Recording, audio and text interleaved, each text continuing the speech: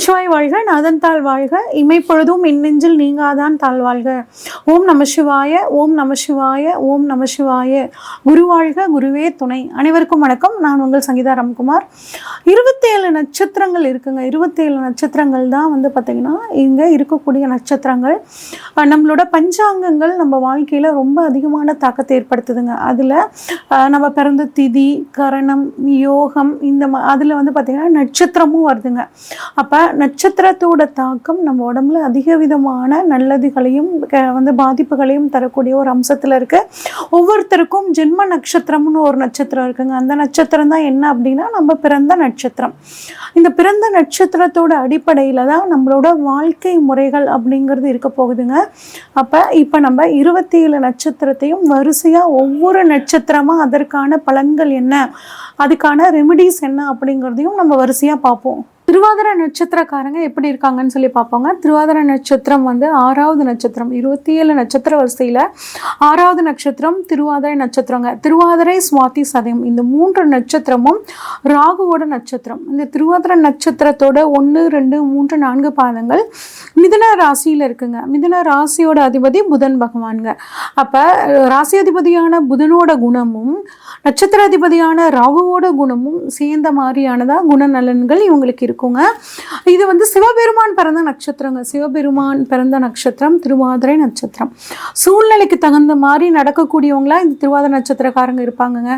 பார்க்கும்போது இவங்களை பார்த்தா அப்படியே ஹார்டாக ரஃப்பாக இருக்க மாதிரி தெரிஞ்சாலும் பலாப்பழம் எப்படி இருக்குங்க, அப்படியே நல்லா மேலே முள்ளு முள்ளாக இருக்கும். ஆனால் அதோட பலாச்சோளம் எப்படி இருக்குங்க, ரொம்ப ஸ்வீட்டாக இருக்கும்ல.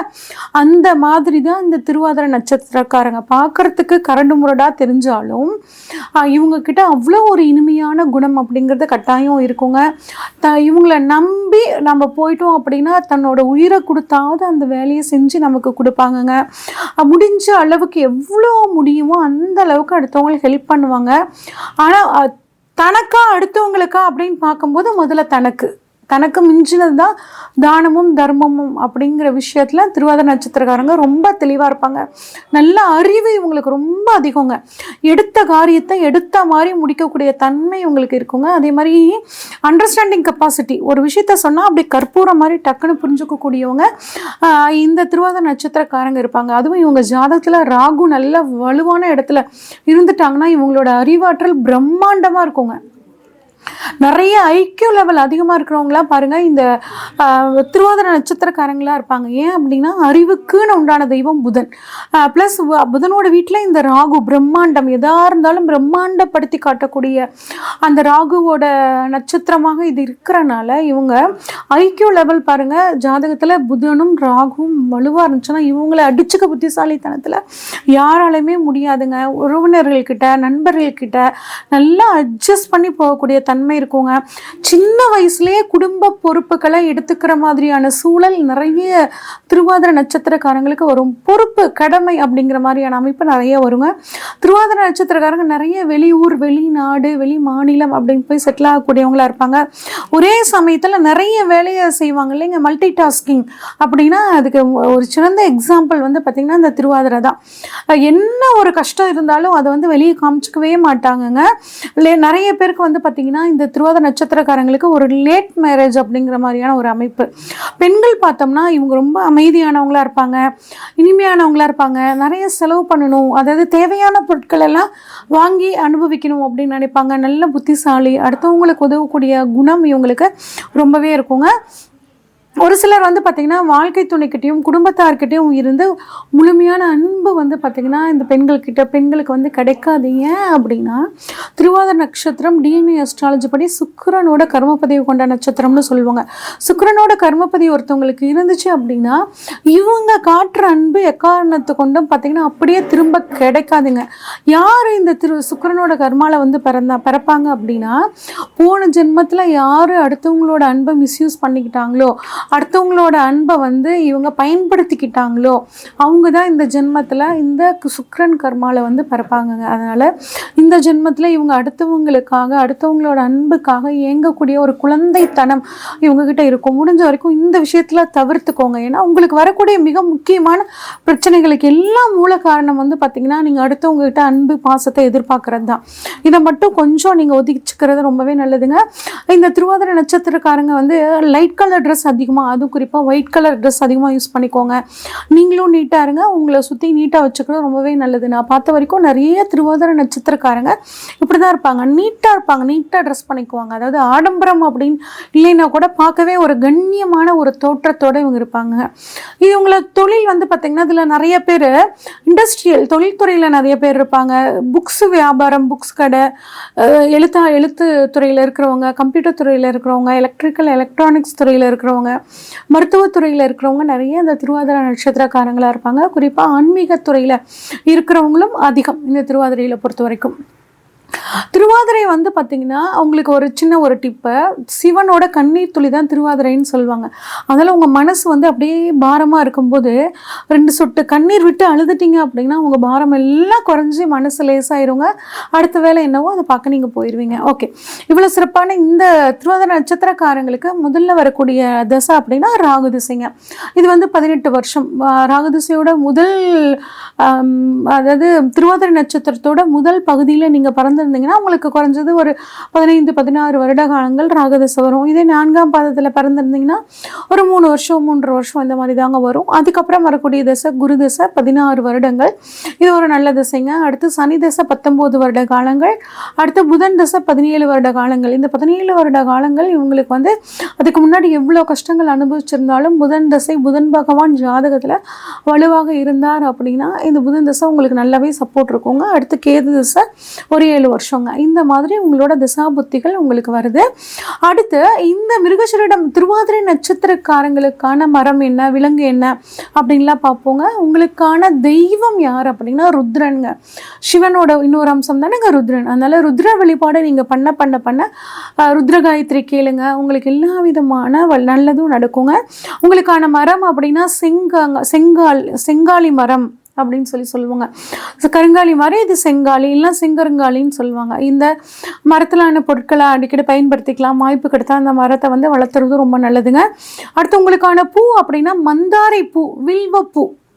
வில்வ மரத்தில் பூ இருக்கும் பார்த்தீங்களா, அந்த வில்வப்பூ, அதுக்கப்புறம் மந்தாரை பூ வந்து வாய்ப்பு கிடைச்சா இது வந்து நீங்கள் வளர்த்துறது நல்லது. இல்லை கோவில்களுக்கு போகும்போது மந்தாரை பூவோ இல்லை வில்வப்பூவோ இறைவனுக்கு சாத்தி வழிபாடு பண்ணுறது நல்லதுங்க. உங்களுக்கான உணவு அப்படின்னா கேழ்வரகு கூழ், களி இல்லைன்னா பொரிங்க. இது வந்து திருவாதிரை நட்சத்திரம் வரனால கேழ்வரகு களியவோ கூழவோ பொரியவோ தானம் பண்ணுறது ரொம்பவே நல்லது. உங்களுக்கான பறவை அன்றில் பறவை. அன்றில் பறவையை அடிக்கடி பார்க்குறது உங்களுக்கு நல்லதுங்க. உங்களுக்கான விலங்குன்னு பார்த்தா நாய்ங்க, குறிப்பாக ஆண் நாய். ஆண் நாய்கள் வளர்த்த விருப்பம் இருக்கிறவங்க வளர்த்தலாம். இல்லைன்னா வந்து தெருவில் இருக்கக்கூடிய நாய்களுக்கு உங்களால் முடிஞ்ச உணவுகளை வந்து நீங்கள் டொனேட் பண்ணுறது ரொம்பவே நல்லது. உங்களுக்கான பழம் அப்படின்னா வாழைப்பழம்ங்க. வாழைப்பழம் அடிக்கடி நீங்கள் வந்து டொனேட் பண்ண அதுவும் குறிப்பாக உங்களோட திருவாதிரை நட்சத்திரனால தானம் பண்ணிங்கன்னா அது உங்களுக்கு ஒரு மிகச்சிறந்த ஒரு யோகத்தை கொடுக்குங்க. உங்கள் நட்சத்திரத்துக்கான கோவில் அப்படின்னு பார்த்தோம்னா ஸ்ரீ அபயவரதீஸ்வரர், அதிராமப்பட்டினம் ஊரில் இருக்கக்கூடிய ஸ்ரீ அபயவரதீஸ்வரர் கோவில். அது மட்டும் இல்லாமல் திருவாரூர் பக்கத்தில் செங்காலிபுரம்னு ஒரு ஊர் இருக்குங்க, அங்கே இருக்க ஸ்ரீ சோழீஸ்வரர் கோவில். இந்த 2 கோவிலுமே உங்கள் நட்சத்திரத்துக்கு உண்டான கோவில்கள்ங்க. இதை வருடம் ஒரு முறையோ இல்லை வாழ்நாளில் ஒரு தடவையோ போயிட்டு வர்றது உங்களுக்கு ஒரு நல்ல யோகத்தை கொடுக்குங்க. இருந்தாலும் உங்களுக்கு அதிர்ஷ்டத்தை தரக்கூடிய கோவில்கள் அப்படின்னு பார்த்தோம்னா கடலூரில் இருக்கக்கூடிய ஐயனார் கோவில், அம்பர மகாலயம் கோவில்னு ஒரு கோவில் இருக்குங்க. இந்த கோவில் 2மே உங்களுக்கு அதிர்ஷ்டத்தை கொடுக்கக்கூடிய கோவில். உங்களுக்கான லக்கி கலர் அப்படின்னா க்ரீன் கலரு, லெட் கலர்னு சொல்லுவாங்க. அந்த லெட் கலர், இந்த 2 கலருமே உங்களுக்கு ஒரு அதிர்ஷ்டத்தை தரக்கூடிய விஷயங்க. உங்களுக்கான சித்தர் வழிபாடு உங்களுக்கு மிகச்சிறந்த யோகத்தை கொடுக்கும். உங்களுக்கான சித்திரை அப்படின்னா திருவண்ணாமலையில் இருக்கக்கூடிய இடைக்காடார் அப்படிங்கிற அப்படிங்கிற சித்தரோட வழிபாடு உங்களுக்கு ஒரு மிகச்சிறந்த யோகத்தை கொடுக்குங்க. இந்த நட்சத்திரத்தை நீங்கள் பயன்படுத்தக்கூடாதுன்னா உங்களுக்கு வேதையாக இருக்கக்கூடிய அவிட்டம் நட்சத்திரத்தை முக்கியமான சுபகாரியங்களுக்காகட்டும் எந்த விஷயங்களில் போகிறதும் தவிர்த்துக்கோங்க. அதே மாதிரி உங்களுக்கான வைநாசிக நட்சத்திரம் அப்படின்னா ரேவதி நட்சத்திரங்க. ரேவதி நட்சத்திர நாளில் முக்கியமான விஷயங்களை தவிர்த்துக்கிறது ப்ளஸ் ரேவதி நட்சத்திரக்காரங்களை வந்துட்டு கொஞ்சம் விலகி இருக்கிறது உங்களுக்கு ரொம்பவே நல்லதுங்க. இன்னும் உங்களுக்கு அதிர்ஷ்டங்கள் அதிகமாகணும்னா வந்து இரட்டை குழந்தைகள் இருக்கிற மாதிரியான ஃபோட்டோஸ் அடிக்கடி பார்த்துக்கிறது, அடிக்கடி கரும்பு சாப்பிட்றது, கரும்பு தானம் பண்ணுறது, முருங்கை மரம் வந்து முடிஞ்சால் வளர்த்துறது, சந்தனம் வந்து நெத்தியில் கொஞ்சமாவது வச்சுக்கிறது, நீங்கள் வீட்டில் வந்து விளக்கு வைக்கிறது நீங்களாக இருந்தீங்கனாலும் உங்களுக்கு அதிர்ஷ்டங்கள் பல வழியில் வந்து வருங்க. இது வரைக்கும் நம்ம இந்த நட்சத்திரத்துக்கான பலன் எப்படி இருக்குன்னு சொல்லி பார்த்தோங்க. இருந்தாலும் நட்சத்திர வீடியோஸை நீங்கள் எப்படி பார்க்கணும் அப்படின்னா நம்ம பிறப்பில் வந்து பார்த்திங்கன்னா விதி மதி கதி அப்படின்னு 3 விஷயங்க. இதுதான் நம்மளோட வாழ்க்கையை தீர்மானிக்குது. அப்போ இந்த விதி மதி கதியை பற்றி சொல்லக்கூடியது என்னென்னா நம்ம பிறந்த ஜென்ம நட்சத்திரம், நம்ம லக்னம் நிற்கக்கூடிய நட்சத்திரம், நம்ம லக்னாதிபதி நிற்கக்கூடிய நட்சத்திரம், இந்த 3 நட்சத்திரம் தான் நம்ம தலைவிதியை தீர்மானிக்கக்கூடியது. அப்போ நீங்கள் உத்திரட்டாதி நட்சத்திரம் பிறந்திருந்தீங்க அப்படின்னா உத்திரட்டாதி நட்சத்திரத்துக்கான வீடியோவையும் பார்க்கணும். அடுத்து உங்கள் லக்னம் பரணியில் நின்றுச்சுன்னா பரணி நட்சத்திரத்துக்கான வீடியோவையும் பார்க்கணும். அடுத்து உங்கள் லக்னாதிபதி வந்து ஒரு ஆயில்யம் நட்சத்திரத்தை நின்னாருன்னா இந்த ஆயில்ய நட்சத்திரத்துக்கான வீடியோவையும் பார்த்தீங்கன்னா உங்களுக்கு தெளிவாக வந்து உங்கள் ஜாதகம் ஓரளவுக்கு நீங்களே அனலைஸ் பண்ணக்கூடிய ஒரு தன்மையை கொடுக்கும். அது மட்டும் இல்லாமல் இந்த 3 நட்சத்திரத்துக்கான அதிபதிகளும் உங்கள் ஜாதகத்தில் எப்படி இருக்காங்க, ஆட்சியாக இருக்காங்களா, உச்சமாக இருக்காங்களா, நீசமாக இருக்காங்களா, இல்லை புஷ்கர நவாம்ச நட்சத்திரத்தில் நிற்கிறாங்களா, இந்த மாதிரி பார்த்தோம்னா உங்களோட வாழ்க்கையை பற்றி நம்ம ஈஸியாக டிசைட் பண்ணிடலாங்க. உங்களுக்கு ஏதாவது முக்கியமான விஷயங்களுக்கு ஏதாவது ப்ரொடக்ஷன் தேவைப்பட்டுச்சுன்னா ஸ்க்ரீனில் தெரிகிற வாட்ஸ்அப் நம்பருக்கு உங்கள் ஜாதகத்தை அனுப்பிச்சி வைங்க. தெளிவாக பார்த்து அனலைஸ் பண்ணி உங்களுக்கான ஒரு ப்ரெடிக்ஷன்ஸை சொல்கிறேங்க. நன்றி, வணக்கம்.